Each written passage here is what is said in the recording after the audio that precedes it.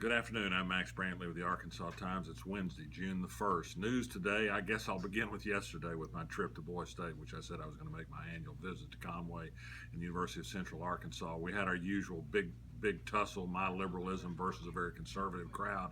The most interesting thing that happened was my straw vote on the presidential race. I asked to divide the room among three candidates, Donald Trump, Hillary Clinton, and Bernie Sanders, and Donald Trump won in a riotous, noisy walk. 65% of the vote in the crowd, I would estimate. Maybe 30% for Bernie Sanders, and just a bare handful of hands raised for Hillary Clinton.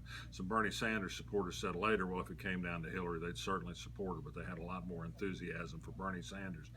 I think that Boise State is not necessarily representative of the state as a whole, but it gives you a pretty good idea of what conservative homes in Arkansas, particularly for smaller towns, think. I'd say Donald Trump will carry Arkansas, whatever else happens.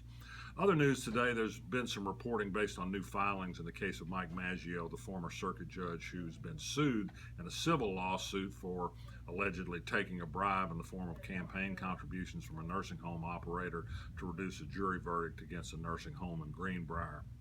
The owner of that nursing home, Michael Morton, wants to be dismissed from the case. He says indeed he gave a bunch of money to some PACs and a variety of other candidates, but that he didn't intend to bribe Mike Mazzeo. The money went to the PACs. He didn't control how that money was spent. That was Gilbert Baker's doing. Gilbert Baker, of course, has said, I didn't do anything wrong. I just made contributions to Mike Mazzeo.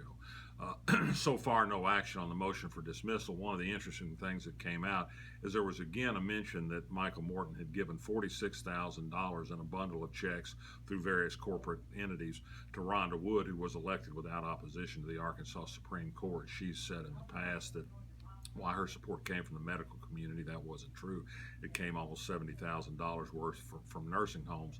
She says she had no idea that this money was gathered by Gilbert Baker in her behalf or was to be given to her until it became legally reported about 2 weeks after the campaign period officially began in November of 2013, I guess it was.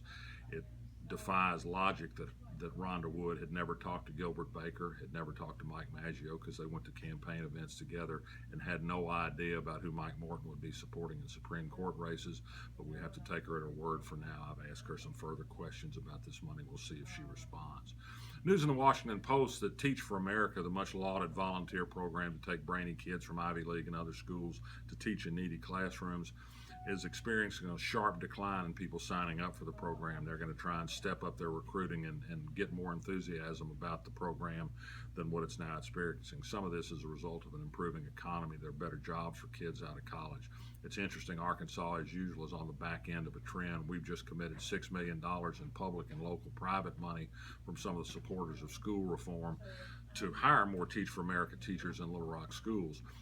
The established teacher corps thinks Teach for America teachers don't have as much training and education. They burn out quickly. They don't stay in jobs a long time.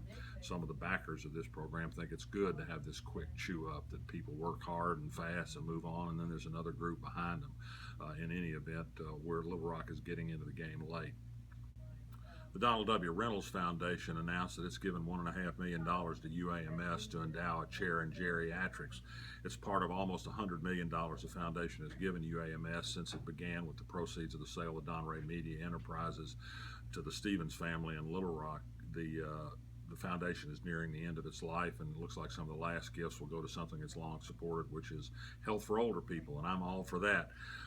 Sad news this morning on Interstate 430, a woman driving the wrong way in the southbound lanes, I-430, collided head-on with another car. She was killed. Also, the driver of a car heading to work, Jerry Giuseppe, who's a newsman for KRN Radio, was killed in the accident.